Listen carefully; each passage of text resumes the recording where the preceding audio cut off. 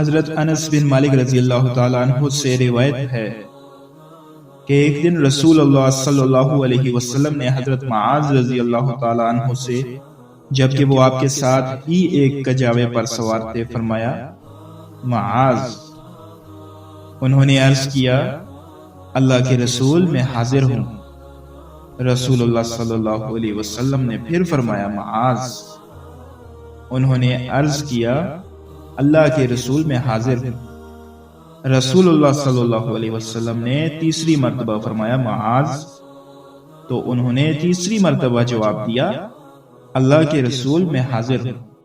پھر آپ صلی اللہ علیہ وسلم نے ارشاد فرمایا جو شخص سچے دل سے شہادت دے کہ اللہ تعالیٰ کے سوا کوئی معبود نہیں اور محمد صلی اللہ علیہ وسلم اللہ تعالیٰ کے رسول ہیں، تو اللہ تعالیٰ نے دوزخ پر ایسے شخص کو حرام کر دیا۔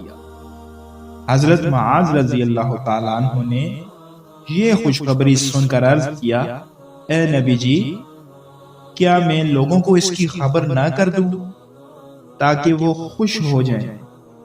تو رسول اللہ صلی اللہ علیہ وسلم نے ارشاد فرمایا پھر وہ اسی پر بھروسہ کر کے بیٹھ جائیں گے، عمل کرنا چھوڑ دیں گے۔ حضرت انس رضی اللہ تعالیٰ عنہ فرماتے ہیں حضرت معاذ رضی اللہ تعالیٰ عنہ نے آخر کار اس خوف سے کہ حدیث چھپانے کا گناہ نہ ہو، اپنے آخری وقت میں یہ حدیث لوگوں سے بیان کر دی۔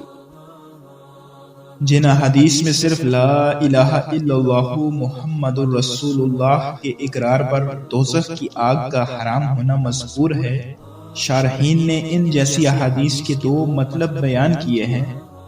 ایک تو یہ کہ دوزخ کے ابدی عذاب سے نجات مراد ہے، یعنی کفار و مشرکین کی طرح ہمیشہ ان کو دوزخ میں نہیں رکھا جائے گا، گو برے اعمال کی سزا کے لیے کچھ وقت دوزخ میں ڈالا جائے۔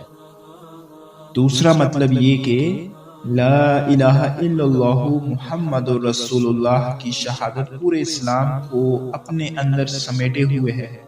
جس نے سچے دل سے اور سوچ سمجھ کر یہ شہادت دی، اس کی زندگی مکمل طور پر دین اسلام کے مطابق ہوگی۔